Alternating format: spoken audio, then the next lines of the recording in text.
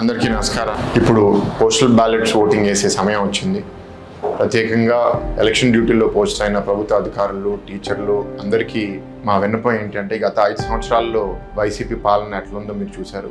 మార్పు కోసం కోరుకుని 19లో వైసీపీలో మీరు చాలామంది ఓటేసి ఉండొచ్చు. కానీ వీళ్ళు మిమ్మల్ని ఎట్లా అన్యాయం చేశారు, జీతాలు కూడా టైంకి ఇవ్వలేని పరిస్థితి, పెన్షనర్స్కి రకరకాల ఇబ్బందులు సృష్టించిన పరిస్థితి, మీరు ఏదన్నా ఒక స్వేచ్ఛగా మీ అభిప్రాయం చెప్పాలన్నా ఒక భయభ్రాంతులు పెట్టి మీరు ఒక చిన్న ప్రొటెస్ట్ చేయాలన్నా సరే మిమ్మల్ని ఎట్లా అడ్డుకున్నారో అందరూ ఒకసారి గుర్తు చేసుకోవాలి. మీ శాలరీ కరెక్షన్ అవనివ్వండి, మిమ్మల్ని ఎట్లా మోసం చేశారు. నేను ఎక్కడికి వెళ్ళినా సరే ప్రభుత్వ అధికారులు, టీచర్లు చాలా స్పష్టంగా చెప్తున్నారు దట్ ఈ ప్రభుత్వం మాకొద్దు, తెలుగుదేశం ప్రభుత్వం వ్యతిరేకంగా ఓటేయడం మా తప్పని చాలామంది భావిస్తున్నారు. కానీ ఇవాళ తెలుగుదేశం, జనసేన, బీజేపీ కూటమితో మీరు కంపేర్ చేసుకుంటే వైఎస్ఆర్సీపీ ఎంత అధ్వానంగా ఉందో మీ అందరికీ తెలుసని నేను అనుకుంటున్నాను. మా రిక్వెస్ట్ ఏంటంటే, ఇవాళ రాష్ట్రం కాపాడుకోవాలి, మీ అందరి సహాయం అవసరం. మీ విలువైన ఓటు ఇవాళ కూటమికి వేసి, నాకు ఎంపీగా సైకిల్ గుర్తు చేసి, మా 7 నియోజకవర్గాల్లో ఉన్న ఎమ్మెల్యే అభ్యర్థి సైకిల్ అయినా, కమలం అయినా, గ్లాస్ అయినా మీ నియోజకవర్గం బట్టి ఓటేసి మంచి మెజారిటీ పోస్టల్ బ్యాలెట్లో మా అందరికీ రావాలని కోరుకుంటున్నాను.